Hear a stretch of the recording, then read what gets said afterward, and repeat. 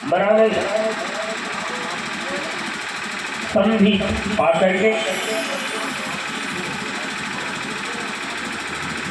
सूर्य और चंद्र पर ग्रसित होता है वह ग्रस ही राहु निज संधि पाई।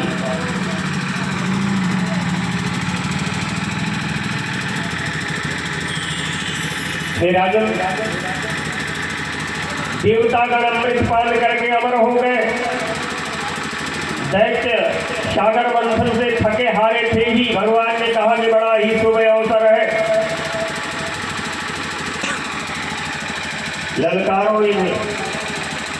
देवताओं ने ललकारा, दैत्य ललकार सहन न कर सके। वही समुद्र तट पर ही, सागर के तट पर ही घमासान युद्ध हुआ, देवासुर संग्राम छिड़ गया।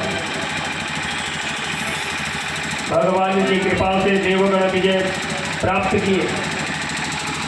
महाराज बलि के मृत शरीर को दैत्यगण उठाकर पाताल लेकर चले गए। इंद्र राजा बन करके बैठ गए। देवासुर संग्राम की समाप्ति हो गई। भोलेनाथ ने सुना कि भगवान मोहिनी बने थे, पहुंच गए भगवान के पास। भगवान से बोले कि प्रभु, आप संसार के हित के लिए नाना प्रकार के रूप धारण करते हैं, लेकिन देवताओं के हित के लिए आपने मोहिनी भी बन गए। सुना, मैं उस रूप को देख नहीं पाया। मेरी इच्छा है कि एक बार मुझे उस रूप का दर्शन करा। भगवान ने कहा कि हे भोलेनाथ, आप जिस रूप का ध्यान करते हैं वही रूप आपके लिए हित है। मोहिनी रूप देखने के लिए विवश न करें। भगवान ने कहा कि प्रभु, आप तो अपने भक्तों की लाज रखने वाले हैं, उनकी सारी मनोकामना पूर्ण करने वाले हैं। मेरे भी मन में आपके उस मोहिनी रूप को देखने का, मोहिनी रूप देखने का भाव बन रहा है। भगवान की याचना पर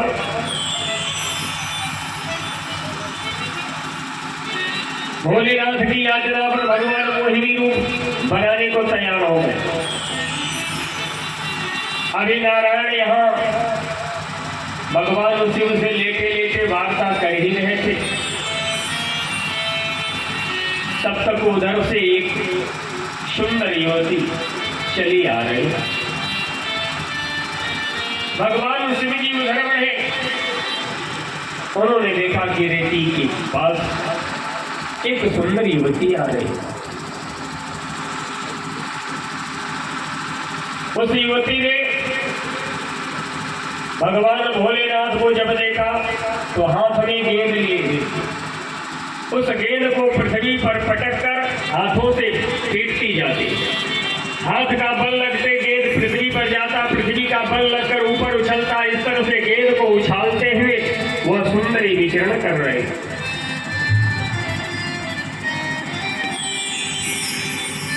यह लीला करते करते मोहिनी रूपधारी वह नारायण भगवान शिव के समीप आया और भगवान शिव भी उधर गए। निकटता पाकर के भगवान शिव मोहिनी को एकटक देखने लगे। उस सुंदरी ने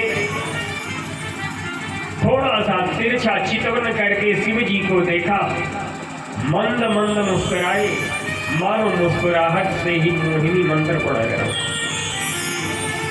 अब तो शिव जी बिल्कुल आकृष्ट हो गए उस मोहिनी।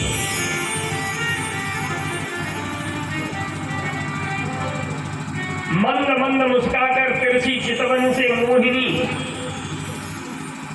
जैसे ही झटके लगाती हुई आगे को बढ़ी, उसका दुपट्टा एक कांटे में फंस गया।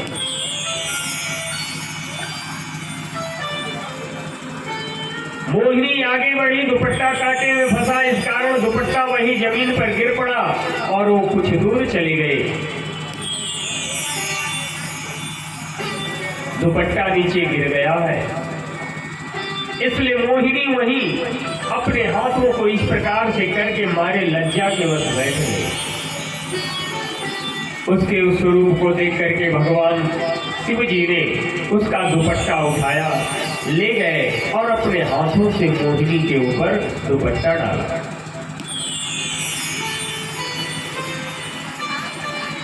अपना दुपट्टा पा करके मोहिनी रूपधारी भगवान लीला करते हुए भागे और भगवान शिव भी पीछे पीछे भागे।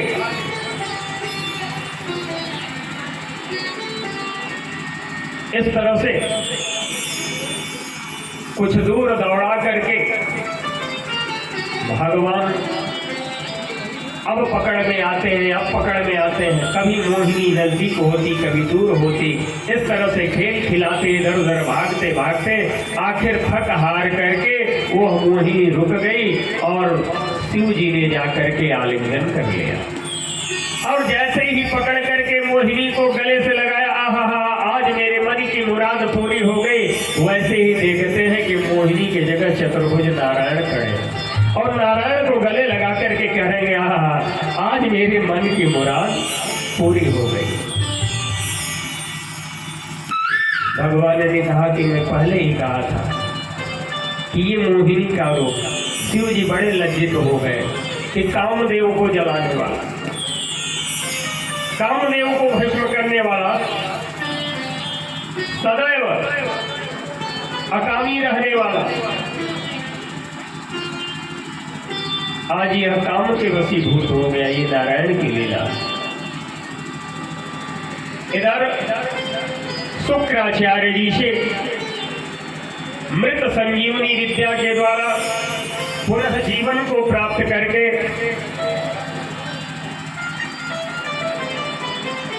बलि महाराज अपनी सेना को सजाकर इधर आए। स्वर्ग पर सेना आती हुई देख करके भागे भागे देवतागण गए गुरु बृहस्पति के पास। बोले महाराज दैत्यों के गुरु शुक्राचार्य ने तो मृत संजीवनी से बलि को पुनः जीवित कर दिया और वो बड़ी भारी सेना लेकर के आ रहा है। हे गुरुदेव, वो अपने गुरु की कृपा से लड़ रहा है, हम अपने गुरु की कृपा से लड़े। हम लोगों का मार्गदर्शन कीजिए, अब हम लोग क्या करें। गुरु जी ने कहा कि कहीं काम करो।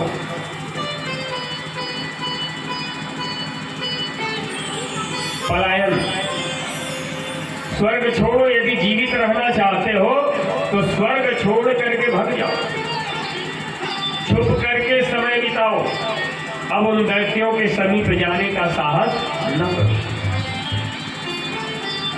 गुरु की बात मान करके सारे देवता छुप गए।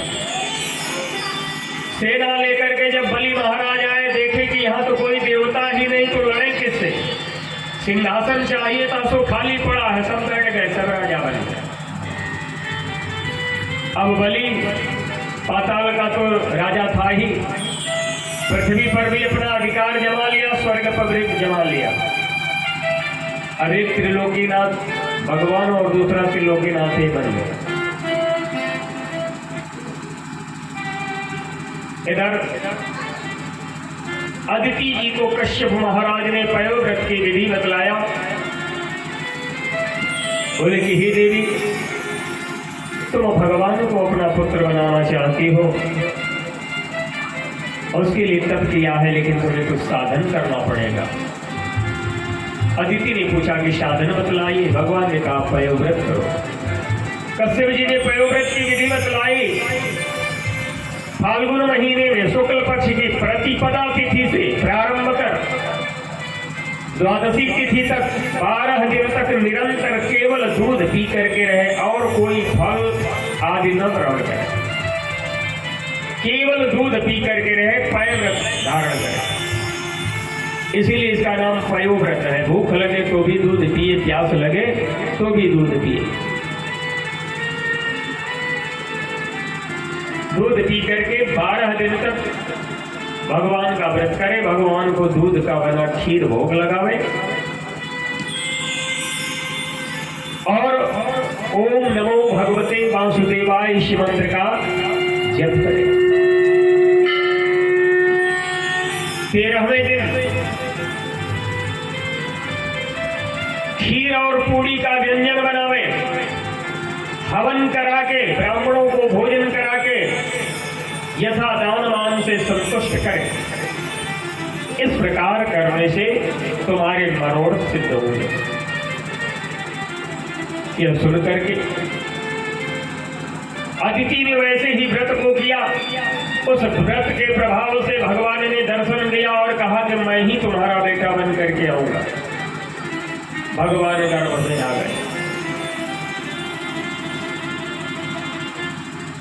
समय पाकर के भगवान लीला करते हुए प्रकट हो गए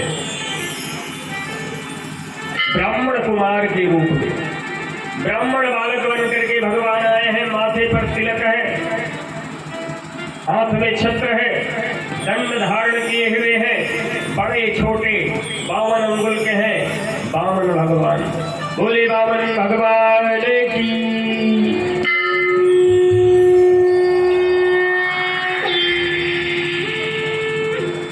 बामन भगवान प्रकट होते ही चल दिए बलि महाराज के यज्ञशाला की ओर। बलि महाराज यज्ञ कर रहे थे, भगवान वहां पहुंच गए। भगवान ने कहा, बलि के रक्षकों ने पूछा कि तुम कौन हो, कहां जा रहे हो? भगवान ने कहा मुझे महाराज से मिलना। सबने जाकर के कहा कि